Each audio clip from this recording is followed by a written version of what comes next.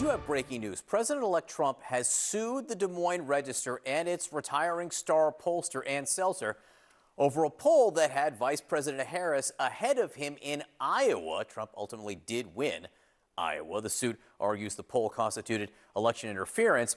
At his news conference, Trump telegraphed this was coming. I want to expand on the defamation lawsuits. Could you see moving that to other people with individual platforms, social media influencers, people that... Or newspapers, yeah. Yeah. Yeah. Oh, I do. I think you have to do it because they're very dishonest. I'm going to be bringing one against the people in Iowa, their newspaper, which had a very, very good pollster who got me right all the time. And then just before the election, she said I was going to lose by 3 or 4 points. All right, CNN's Brian Stelter is with us now. Brian, you were part of the team that broke this story along with Paula Reed and Caitlin Polance. First of all, tell us what this suit is. This is not exactly a defamation suit. No, unlike a lot of the lawsuits Trump has filed in the past, usually unsuccessfully against news outlets, this is not a defamation suit. This is a case in Iowa that relies on a pretty dramatic or aggressive interpretation of the Iowa Consumer Fraud Act. That's a law that prohibits deception when advertising or selling merchandise. So you can imagine Trump's legal team here looking for a law in Iowa they can use to sue Ann Selzer and the Des Moines Register and its parent company, Gannett. And they've landed on this consumer fraud protection law. They're basically arguing that the poll was an example of fraud, that it was, quote, election interfering fiction. Now, as you said, John, Ann Selzer has a sterling reputation, or at least she did until this year. Her pre-election poll was wildly wrong, and she has acknowledged so. She went through the data last month trying to figure out what went wrong, and she came to the conclusion that she did her job the best she could, and the poll was off for a variety of obscure reasons that just chalked up to the reality of the difficulty of polling. In other words, she's saying she reported the facts the best she could.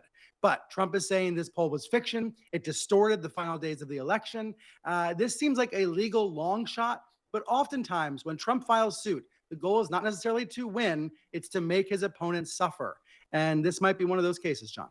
Yeah, look, polls miss sometimes. I mean, that's why there's always a margin of error. This was way out of the margin of error, but polls miss sometimes. You talk about how sometimes Trump does this to cause pain. There may be an even bigger strategy here, which Trump frankly alluded to at this news conference as he heads into this new administration. Yes, talking about straightening out the press. That's a euphemism for trying to tone down any and all negative or critical coverage. And we know that he spent his first term in office deriding so-called fake news, trying to label real news as fake. Now he's taking actions, not just using his words, but taking actions. And I don't think it's a coincidence that he was able to prevail against ABC with that shocking $15 million settlement on Saturday. And then on Monday, he has his legal team file this suit in Iowa. He has threatened other suits as well, and he has a number of them pending. But let's remember that the law goes both ways. Trump is also being sued for defamation by multiple parties. This case, though, this is a rarity because it is a fraud case. We will see pretty quickly, I think, whether a judge in Iowa takes this seriously. But the broader point, as Puck's Tara Palmieri wrote last night, the broader point might here be to deter polling in general, to stop pollsters from coming out with polls that make Trump look bad. He has a tremendous amount of power right now, and Trump seems intent on using it in aggressive ways he didn't use the first time around. All right, Brian, thank you for being on top of all of this reporting, coming on live. Happy holidays. Let me ask you about some of the other things that Donald Trump said yesterday in his first post-election press conference. During it, he did what he loves to do, is take aim at his favorite targets, the media. Here's some of what he said.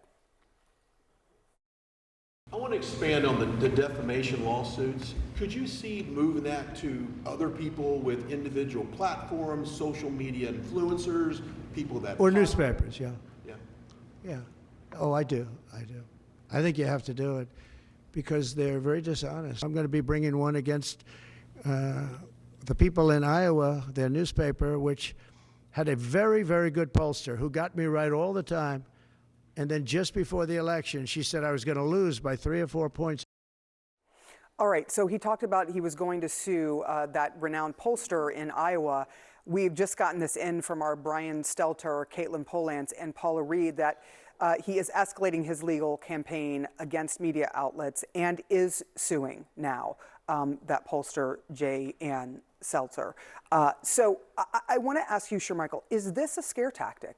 You heard the question there about this isn't just legacy media that could be sort of threatened or sued, but anybody that makes a negative comment. Is it a scare tactic to keep people from doing, negative reporting if that's what is out there? Yeah, I don't know if it's a scare tactic, but I do know in our country, we permit everyone under our current laws to file a lawsuit if they have a potential claim against someone. And that litigation will move forward or it will fail on its merits. A judge will look at the allegations. A judge will assess whether or not it should move forward. And if it can't move forward, then the judge will dismiss it. If the judge does believe that there is potentially enough there to move forward, then it should move forward as it would for me as a regular individual or the president of the United States. I wouldn't necessarily distinguish the difference. So I don't know if it's a scare tactic any more than it is the president-elect saying, wait a minute here. I think this poll was a bit ludicrous, which I certainly as a strategist believed at the time it was ludicrous, and I still maintain that position. And I want to understand why was it moved forward when every other polling data across the country cited something different. And if a judge looks at those claims, Sarah, and says, you know what, let's move this thing forward, then it should. I respect the justice system, and I would assume that most Americans would respect it as well.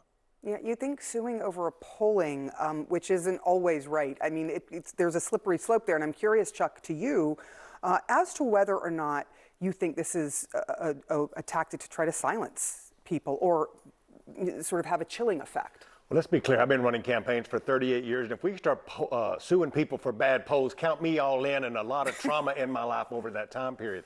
But just like my good friend Shermichael said about how Democrats have pontificated about healthcare system, I remember when Republicans used to say free speech was a really big deal, right, and we shouldn't be silencing the media. We should have a free and open press. There's two different things happening here. Donald Trump is trying to make a point, like he always does, by flooding the zone. He's going out here to make ABC and other folks spend a lot of money that they don't have to do. And I think that's why they settled. They don't want to spend all of this money fighting him because he has unlimited money. And I know we're going to talk about all of his billionaire friends. He got money behind money. But when you start talking about individual polls that he just don't like, then put me in line with him, because there's a lot of polls I hadn't liked over my 30 years. Chuck Rocha, Shermichael Singleton, thank you both so much for that. That was a good one, Chuck. That was a good one. Lively discussion. I'll be here all week.